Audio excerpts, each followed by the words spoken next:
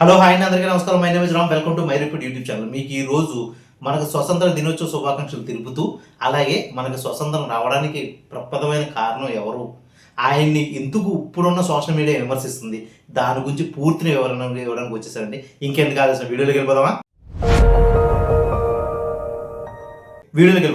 విషయానికి వస్తే మనకి 1947 ఆగస్టు 15వ స్వతంత్రం వచ్చింది. ఇది అందరికీ తెలిసిన విషయమే.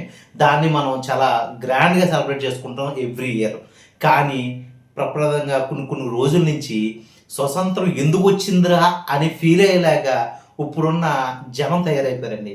దాని మీద నేను కూడా బాధపడుతున్నాను. ఎందుకంటే దాంట్లో నేను ఉన్నాను. ఆ సమాజంలో తప్పు చేస్తూనే తప్పు చేస్తున్నాం. అంటే చిన్న తప్పుల్ని పెద్ద తప్పులుగా పరిగణించకుండా చేసేస్తున్నాం కదా అనేసి చిన్న తప్పుని ఫీల్ అవ్వడం వల్ల అది పెద్ద మెగా తప్పు అవుతుంది. దానివల్లే మన ఇండియా ఇంకా ఎకానమికల్గా ఎదగట్లేదని చెప్పడానికి ఉదాహరణ. అందరం ట్యాక్స్లు కట్టం. ఫస్ట్ ఆఫ్ ఆల్ అందరం కరెక్ట్గా ఉన్నాం. అలాగనేసి ఓ రోడ్డు మీద వెళ్ళే వెహికల్స్లో కూడా మనం రూల్స్ పాటించాం. ఇటువంటి తప్పులు చేస్తూ గాంధీజీ అసలు మనకు స్వతంత్రం తేలేదు, గాడ్సే కాల్ చేయడం కరెక్టే అని మాట్లాడడం ఎంతవరకు సమంజసండి? అసలు గాంధీజీ యొక్క గొప్పతనం ఎవరికి తెలుసు?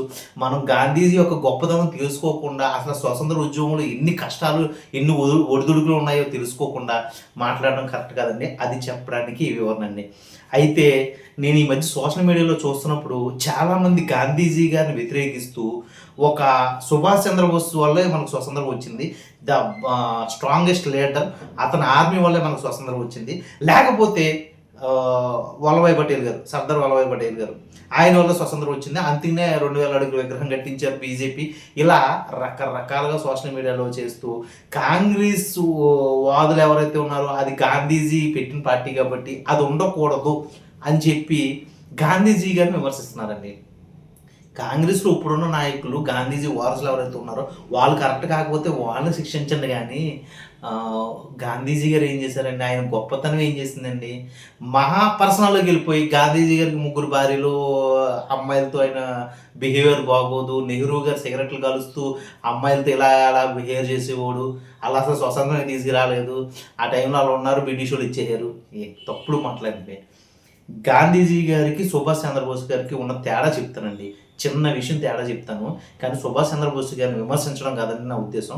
ఈ తేడా ఏంటంటే, గాంధీజీ గారిని ఎక్కడో దక్షిణాఫ్రికాలో ఫస్ట్ ఏసీలో ఉన్నప్పుడు ట్రైన్ దింపేశారనేసి ఆయన వచ్చి ఆయన హట్ అయ్యి, నేను చదువుకోవడం వల్ల నాకు ఆ వాల్యూ తెలిసింది, అవి దింపేయడం వల్ల ఇంకా మా జాతిని ఇంకా తక్కువగా చూస్తున్నారు, అంటే బ్రిటిష్ వాళ్ళు మమ్మల్ని తక్కువ జాతి కింద చూస్తున్నారు అనే అవగాహన ఆయనకు ఉంది. కాబట్టి ఆయన లా తెలివితేటలు యూజ్ చేసి అసలు ప్రపంచంలో ఉన్న మన భారతదేశాన్ని ఒక తాటి మీదకి తేవాలి. అప్పుడు భారతదేశానికి ఒక కొలమానం లేదు, ఒక దారిద్ర్య రేఖ లేదు, ఓకే, ఒక బోర్డర్ కూడా లేదు.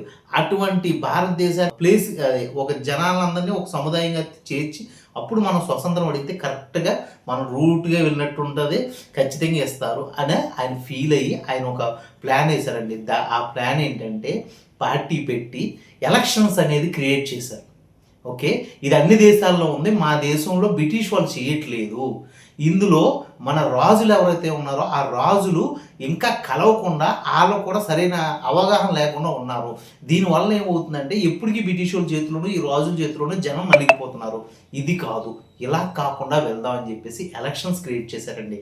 దాంట్లో ఎంపీ ఎలక్షన్స్ క్రియేట్ చేసి జనాల్లో ఒక రాజకీయ నాయకుని క్రియేట్ చేశారు. అప్పుడు ఏమవుతుందంటే మన వ్యవస్థ యొక్క ఉనికి బ్రిటిష్ వారికి తెలుస్తుంది. అలా చేయడం వల్ల బ్రిటిష్ వారికి అర్థమైంది, అరే గాంధీజీ రూల్ ప్రకారం వెళ్తున్నాడు, అతను తెలివితేటలు బాగున్నాయి, అతను చదువుకున్నాడు, మా రూల్స్ మా చట్టాలని అధిగమించకుండానే మనల్ని కొడుతున్నాడు లాగి గోపు మీద అని భయపడ్డారు. కానీ ఎప్పటి నుంచో ఉన్న కొంతమంది ఆవేశపరులు, అందులోంచి వచ్చిన వాళ్ళు సుభాష్ చంద్రబోస్ గారు కానీ, మన అల్లూరి సీతారామరాజు గారు కానీ, మంగళ పాండే గారు కానీ, జయసింహ గారు చాలామంది ఉన్నారు.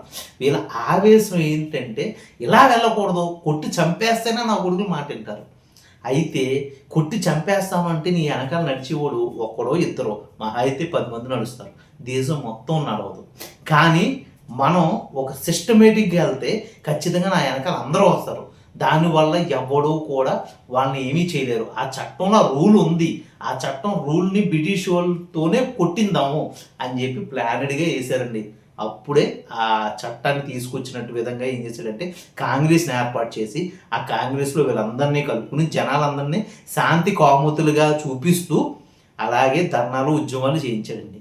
అలా చిటుకుగా ఎదుగుతూ గాంధీజీ ప్రతి దానికి ఓ సత్యాగ్రహంలో ఉప్పు సత్యాగ్రహంలో లేకపోతే ఖద్దర సత్యాగ్రహం అలాగా చేస్తూ నెమ్మదిగా బ్రిటిష్ వాళ్ళకి అలాగే మన యావత్ భారతదేశానికి గాంధీజీ ఉనికిని గుర్తు చేశాడు, ఉనికి ఉందని చెప్పాడు.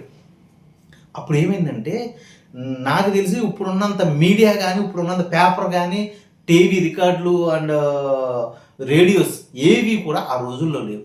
కానీ ఆ రోజుల్లో మాటే ఒక వార్త. ఆ మాటే వార్తని క్రియేట్ చేయాలంటే గాంధీజీ నలుమూలలా తిరిగి నేను ఉన్నానురా, నా వల్లే మీరందరూ కూడా ఒక తాటి మీదకి రావాలని చేయడానికి ఆయన మొత్తం దేశం అంతా తిరిగి వాళ్ళందరికీ ఉద్యమ పాత్రికేయులుగా మార్చుకున్నాడు. అలాగా ఉద్యమకారులుగా గుంపుగా ఏర్పాటు చేసుకున్నాడు. అప్పుడు ఆయన తెలివితేటలో బ్రిటిషుడు కంగారు పెట్టు. అలాగే ఆ టైంలో మన సుభాష్ చంద్రబోస్ గారు నేను ఇండియన్ ఆజాద్ ఫోర్స్ అనేది స్టార్ట్ చేస్తా, ఓకే మీరందరూ వచ్చేసి జాయిన్ అయిపోండి, మీకు నేను గన్స్ని సప్లై చేస్తా, మొత్తం బ్రిటిష్ వాళ్ళని ఎదిరించేద్దాం. ఎందుకంటే బ్రిటిష్ వాళ్ళు ఇండియాని వాళ్ళ కంట్రోల్లో పెట్టుకోండి. ఎంతమంది ఉన్నారు? మహా అయితే 1,00,000 మంది ఉన్నారు వాళ్ళ సైన్యం. ఆ సైన్యం 1,00,000 మంది దగ్గర గన్స్ ఉన్నాయి. నువ్వు ఒక 10,000 మందినో 20,000 మందినో పూజ చేస్తే ఆ సైన్యంతో వాళ్ళు అటాక్ చేయొచ్చు. అప్పుడు ఏమవుద్ది? వాళ్ళ ఫోర్స్ తగ్గుద్ది, వాళ్ళు భయపడతారు అనే ఆలోచన ఆయన రీతిలో ఉన్నా కానీ ఆయనకి గన్స్ సప్లై చేయాలంటే మన భారతదేశంలో అంత టెక్నాలజీ లేదు, అంత అవగాహన లేదు.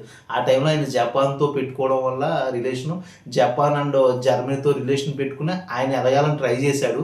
ఆ తరుణంలోనే హిట్లర్తో అతను రిలేషన్ పెట్టుకుని ఆ గన్స్ కానీ ఆయుధాలు కానీ తెచ్చుకున్నాడు. కానీ ఇక్కడ సైన్యం లేదు. కానీ ఎక్కడి నుంచి సైన్యం ఎక్కడి నుంచి వచ్చింది తెలుసండి? చాలా వరకు మలేషియా, బర్మా, థాయిలాండ్ నుంచే వచ్చిందండి. ఇది ఎవరికైనా తెలుసా? మహా అయితే తమిళనాడు నుంచి కొన్ని వందల మంది వెళ్ళారు. ఇండియాలో అందరూ కూడా ఆయనతో నడవలే.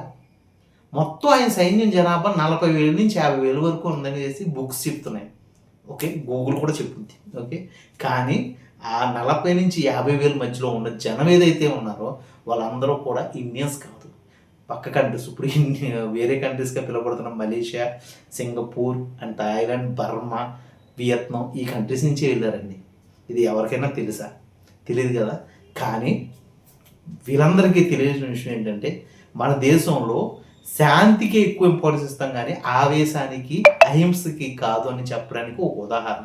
కానీ సుభాష్ చంద్రబోస్ గారు వెళ్ళిన రీతి ఏదైతే ఉందో అది చాలా స్ట్రాంగ్గా పనిచేసింది. బ్రిటిష్ వాడు భయపడ్డాడు కానీ వెనక్కి తగ్గల. కానీ గాంధీజీ వెళ్ళిన రూట్కి మాత్రం బ్రిటిషుడు తల ఉంచాడు. భయపడడం వేరు, తల ఉంచడం వేరు. ఓకే, తల ఉంచడం వల్లనే ఈరోజు మనం స్వతంత్రం పొంది మనంత హ్యాపీగా ఉన్నాం. ఆయన రాయించిన రాజ్యాంగమేనండి. ఆయన చనిపోక ముందు నుంచే ఆయన అంబేద్కర్కి చెప్పాడు, బాబు అండ్ లాల్ బహదూర్ శాస్త్రికి అండ్ సర్దార్ వల్లభాయ్ పటేల్ గారికి వీళ్ళందరికీ చెప్పాడు, మన రాజ్యాంగం ఇలా ఉండకూడదు. నెహ్రూ, మన రాజ్యాంగం చాలా కంట్రోల్గా ఉండాలి. ఎందుకంటే జిన్నా లాంటి వ్యక్తులు మన రాజ్యాంగంలో పొల్యూట్ చేస్తారు. ఎందుకంటే మనకి ఇక్కడ చాలా రాజ్యాలు ఉన్నాయి. ఆ రాజ్యాలు ఉన్న రాజులు వాళ్ళకి అవగాహన లేకుండా బ్రిటిష్ వాళ్ళకి ఎక్కడైనా తొత్తులుగా మారవచ్చు. మళ్ళీ రేపు పొద్దున్న మళ్ళీ బ్రిటిష్ వాడు మళ్ళీ వచ్చి వాడు కంట్రోల్లో తెచ్చుకోవచ్చు. అది జరగకుండా ఉండాలంటే మన రాజ్యాంగం చాలా ప్రజలకు అందుబాటులో ఉండే విధంగా చేయండి అని చెప్పి ప్రతి చిన్న విషయాన్ని కూర్చి ఒక బుక్ రాయమని చెప్పాడు ఆయన. అదే మన రాజ్యాంగం బుక్. కానీ దాంట్లో టెక్నాలజీ అమర్చలేకపోవడం వల్ల ఇప్పుడున్న టెక్నాలజీకి ఆ బుక్ పనిచేయట్లేదు. ఆ బుక్ని కొంచెం మార్చుకోవాల్సిన అవసరం మనకు ఉంది, కానీ మనం మార్చుకోవట్లేదు. అది వేరే విషయం. అది ఏంటంటే మన కర్మ, రాజకీయ నాయకులు చేసే దుర్మార్గం. అదంతా పక్కన పెడితే మన మహాత్మా గాంధీ గారు ఏం చేశారో తెలుసా? యావత్ భారతదేశం అంతా రాజులున్నా బ్రిటిష్ వాళ్ళు ఉన్నా ఆయన తిరగడానికి ఎవరో కూడా వ్యతిరేకం చెప్పలేదు. ఆయన చట్ట ప్రకారంగా వెళ్తున్నాడు కాబట్టి బ్రిటిష్ వాళ్ళు వదిలేశాడు. రూల్ ప్రకారంగా వెళ్తున్నాడు కాబట్టి ఇంగ్లాండ్ గవర్నమెంట్ అతను పట్టించుకోండి. కానీ మన రాజులు ఎవరైతే ఉన్నారో బ్రిటిష్ వాళ్ళకి వ్యతిరేకమే. అలాగే మహాత్మా గాంధీ సపోర్ట్ ఇవ్వాలనేసి భయపడ్డారు. కానీ అనధికారికంగా చాలామంది సపోర్ట్ ఇచ్చారు. ఆయన ఎక్కడైనా సభ పెట్టినా, ఆయన ఎక్కడైనా ప్రసంగాలు ఇస్తున్నా వాటికి ఒక స్టేజ్ క్రియేట్ చేయడం కానీ, జనాలు పోజ్ చేయడం కానీ అన్అఫీషియల్గా చాలామంది రాజులు చేశారు. దీంట్లో మైసూర్ రాజు ఉన్నాడు, జైపూర్ రాజు ఉన్నాడు, కాశ్మీర్ రాజు ఉన్నాడు, గైకోట రాజు ఉన్నాడు, అంతెందుకు హైదరాబాద్లో ఉన్న నిజాం రాజు కూడా ఉన్నాడు. హరిజన సంఘం జాతీయ వివక్ష గురించి మీటింగ్ పెడుతున్నప్పుడు అన్అఫీషియల్గా తన సైన్యంతోనే అతను స్టేజ్ క్రియేట్ చేయించాడు. ఇది ఎంతవరకు చాలామందికి తెలియదు. కాకపోతే మనం ఏమనుకుంటామంటే ఆ గాంధీ ఒక చెంప మీద కొడితే ఒక చెంప చూపించాడు, వేస్ట్ గాడు, ఇలా మాట్లాడుతున్నారండి.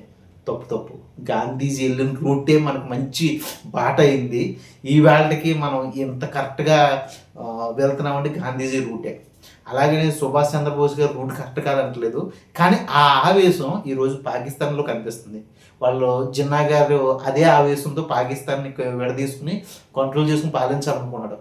ఈవేళ ఏమైంది, జిన్నా గారు వంశమే పాకిస్తాన్లో లేకుండా పోయింది. ఎవడెవడో పాలిస్తాడు. ఒక పిఎంకి వాల్యూ ఉండదు, ఒక సీఎంకి వాల్యూ ఉండదు. ఓకే, కాసేపు ఆర్మీ వాళ్ళ కంట్రోల్లో ఉంటుంది, కాసేపు టెర్రరిస్టుల కంట్రోల్లో ఉంటుంది. ఓకే, అది వాళ్ళ యొక్క రాజ్యాంగం సరిగ్గా లేకపోవడం వల్ల.